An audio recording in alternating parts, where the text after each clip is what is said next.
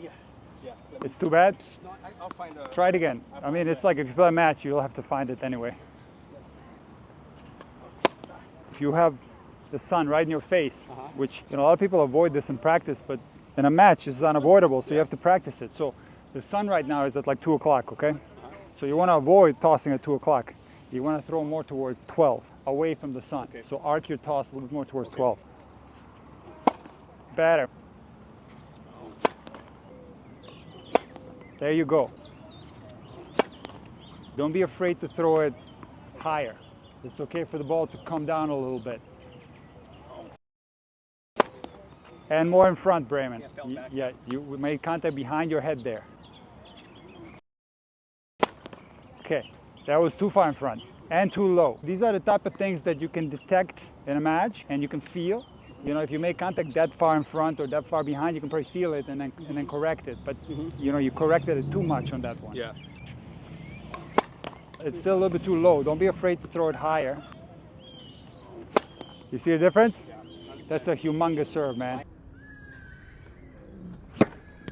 The toss across all levels, even at the pro level, is a thing that's a continuous work in progress. Even pros that are like top 10 in the world can sometimes lose their toss. So don't feel bad about it, but it's a constant work in progress where you have to constantly be diligent about keeping your toss clean. Now, you told me on the phone that in your last match you had a double fault crisis. Yes. What happened? You were tight or? No. I broke him. Yeah. I was trying to go 3 love. Yeah. And it wasn't, I don't know what happened. I think it was my legs a little bit. Okay. Because I was throwing back and I was going, because usually I hold back and then I miss more. But I was still keep brushing, keep going for it. So you use your body. You use your body on it. I feel like, because I made 3 double faults in a row. Yeah. He broke me back. Yeah. And went serve the other side. And then I think I started overthinking. Yeah. And then I made 3 more double faults. You know, it's true that when the legs get tired and when the legs get heavy, that can affect the amount of clearance you get on your serve. It changes the contact point. The ball drops lower than it normally does, and you can't start missing it to the net more. Exactly. That's common.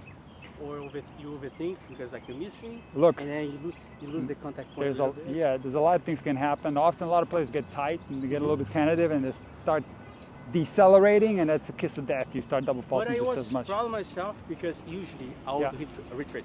Okay. Even if I just place the serve there. Yeah. But then my game started being defensive. Yeah. But I didn't, and I kept aggressive, Gotcha. and I came back. Oh, the serve came back. Came back. Beautiful, beautiful. So you didn't like revert to doing stationary serves. Yeah. You continued to go for it, and it came back. In big. That's beautiful. Let me see it. Let me see the second serve.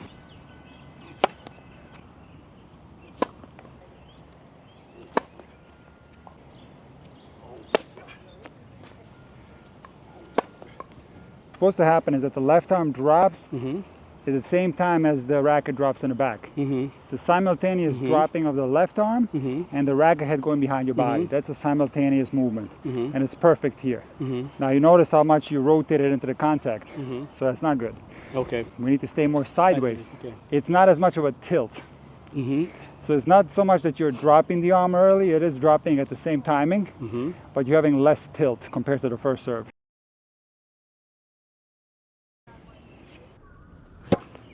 Bremen, you're rotating too much on that serve. Try to stay more sideways, okay? So look, when you're coming up to the ball, you gotta feel the chest being to the side. Feel this. Yeah, don't feel this here. You can definitely control that part of your body because it's moving a lot slower than the racket. The racket is moving so fast, but the actual body movement is a lot slower than that. Because it's a bigger mass there, a bigger area, you can definitely have that under control. Attempt to rotate or not. If you, for example, I felt it. The toss was too much here. Yes. But I went for it. Would you pick up the ball and toss again? I would. Okay. Now, very important, when it comes to the second serve and you're throwing the ball in front, if you don't lean forward, you will naturally rotate to catch up to that ball. Okay. So anytime you're throwing the ball in front on your kick serve or your second serve, you want to lean forward so that you're not reaching forward, because when you reach forward, that's usually going to involve rotation.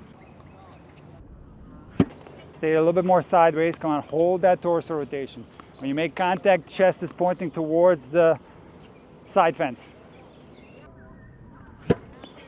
Of course, it helps to throw the ball more to the left when it comes to staying sideways as well, okay? So you attempt 12 o'clock at least. Way better. Okay, you're doing a lot better staying sideways. So let's now think about keeping that left arm extended more in an upward position, because we do want to have a tilt. We don't want to be flat with the shoulders, because then we get less of a cartwheel, less range of motion. So here, Bremen, look, this. You hold this. Not bad, do it again. Better. Way better. Come again. Bremen, it's looking better. See, the good thing about these two problems is that you can solve them consecutively and simultaneously. So what I mean by that is these things are happening in chronological order. So you first hold up and then you stay sideways. So I do think that's one of those circumstances where both of these things you can do or attempt to do simultaneously as one intention prior to the serve. Where other times it's good to do one problem at a time. Here you can solve both at the same time. Hold and then stay. Bremen, maybe the best serve I've seen so far.